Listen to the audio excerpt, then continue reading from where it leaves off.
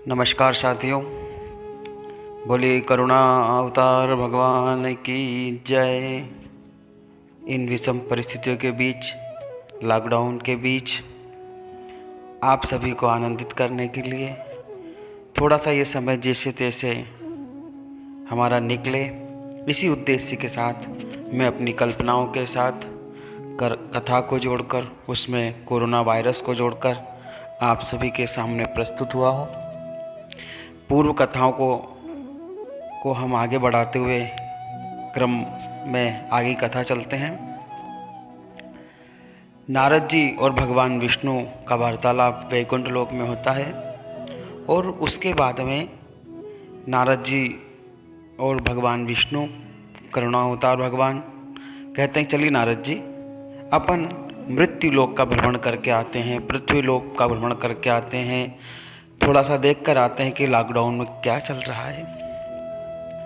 अब जब भगवान विष्णु करुणा अवतार भगवान और नारद जी जब मृत्यु लोक में आए तो क्या देखते हैं कि जनमानस ने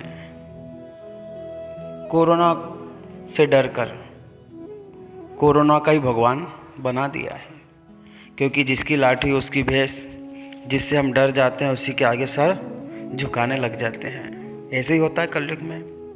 हिरण्याक्ष हिरण्यकश्यप से लोग डरने लग गए थे तो लोग उसकी पूजा करने लग गए थे। प्रहलाद जैसे बहुत कम होते हैं जो विरोध कर सके। लोग रावण से डरकर रावण की पूजा करने लग गए थे। कोरोना से डरकर लोगों ने कोरोना को प्रसन्न करने के लिए कोरोनेश्वर धाम बना दिया। जैसे हमारा महाकालेश्वर धाम, अमरनाथ धाम, वैसे ही कोरोनेश्वर नाथ धाम बना दिया और लोग मान मन्नत में लग गए हैं और कह रहे हैं, महाराज कृपा करो, कहीं लगा रखा है तुमने, आपके कारण लॉकडाउन हो गया है।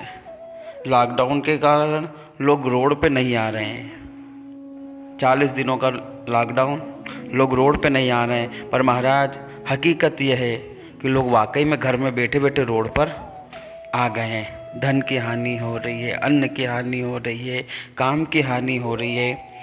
हे महाराज आप कृपा करो। ऐसी प्रार्थना जनमानस कोरोनेश्वर से कर रहे हैं, कोरोनाथ भगवान से कर रहे हैं, कोरोनेश्वर धाम में कर रहे हैं और उनका धाम बनवा दिया है। मेले लग रहे हैं कोरोनेश्वर के नाम से, 1 महीने का मेला, अखंड पाठ चल रहा है, कोरोनेश्वर की कथा चल रही है, उसमें मेरी कथा भी चल रही है जो 5-7 कथाएं मैं अपलोड कर चुका हूँ। लोग अश्वमेध यज्ञ की जगह कोरोनेश्वर यज्ञ कर रहे हैं, कोरोना की कथा चल रही है, चालीसाएँ पढ़ रहे हैं, कोरोनेश्वर धाम के भंडारे हो रहे हैं, लंगर चल रहे हैं और भरमार हो रही है। और नारद जी क्या देखते हैं, भगवान करुणा अवतार भगवान क्या देखते हैं कि हर धर्म के वर्ग के लोगों ने अपना अपना एक त्यौहार कोरोना वायरस के नाम पे जोड़ दिया है। कुछ ने कहा कि आप कोरोना श्वर हैं, आपको हम महाकाल के मानस पुत्र का दर्जा देते हैं। जैसा नारद जी मानस पुत्र हैं ब्रह्मा जी के, वैसे ही कहा कि प्रभु आप तो काल के रूप हो, आप जहाँ जाते हो लोग डर रहे हैं, मर रहे हैं, तो इसलिए हम आपको महाकाल के मानस पुत्र का दर्जा दे दिया है। क्योंकि महाराज आप धतूरे जैसे दिखते हो। कोरोना वायरस कैसे धतूरे जैसे दिखता है, कांटे कांटे दिखते हैं जो हम फोटो, अब प्रत्यक्ष तो भगवान ना दिखाए और हम लोगों ने जो फोटो देखे हैं चलचित्र में और व्हाट्सएप, फेसबुक और सोशल मीडिया पर, आप धतूरे जैसे दिखते हो और हम आपको शंकर जी से जोड़ दिया है। आपको धतूरे का चढ़ाएंगे, सीताफल आपके नाम का पेटेंट होगा क्योंकि सीताफल भी आप जैसे ही दिखता है, और कटहल का साबुत फल चढ़ाएंगे। जैसे लोग नारियल चढ़ाते हैं, हम आपको कटहल का फल चढ़ाएंगे। कटहल भी कुछ आप जैसी ही दिखती है। नारियल को साबुत चढ़ाया जाता है भोलेनाथ को, तो कटहल का फल हम आपको साबुत चढ़ाएंगे। भंडारे में उसी की सब्जी का भोग लगाएंगे और आपका मंत्र भी तैयार हो गया है कोरोनेश्वर का। क्या कहा लोगों ने, भरपूर शोरम वुहान उत्पन्नम, यानी बहुत शोरगुल हो रहा है और आप वुहान में उत्पन्न हुए हैं चमगादड़ वाहनम छुआछूत फेलम। अर्थात आप चमगादड़ आपका वाहन है और आप छुआछूत से फैलते हैं। हम जानते हैं महाराज कि आप अल्कोहल से बहुत चिढ़ते हैं, सैनिटाइजर से बहुत चिढ़ते हैं, इसलिए कोई भी अल्कोहल व्यक्ति जो ड्रिंक करके आएगा वो आपके मंदिर में उसका प्रवेश निषेध रखेंगे, वो आपके मंदिर में नहीं आएगा। लोग ड्राई डे मनाते हैं। अब कोरोनेश्वर धाम में ड्राई डे मंथ मनाया जाएगा, मतलब महीने भर तक फुल स्टाफ रहेगा। ऐसे लोग कोरोनेश्वर से प्रार्थना कर रहे हैं, कोरोनेश्वर महादेव से। और लोगों ने कोरोनी अमावस भी रख दी है, जैसे सोमवती अमावस्या आती है वैसे बोले ये कोरोनी अमावस आएगी। ईसाई आपको मोमबत्ती लगा रहे हैं, मुस्लिम भाई लोग धूप बत्ती लगा रहे हैं, और हम लोग तो हवन पूजन पाठ कर ही रहे हैं। अब और कुछ बचा हो महाराज तो बता दो कि आपको और कोई पूजा में कमी लगती हो। षोडशोपचार पूजन, पंचोपचार, राजोपचार, सब पूजन हमने आपका कर दिया है। अच्छा, लोग मन्नत भी मांग रहे हैं।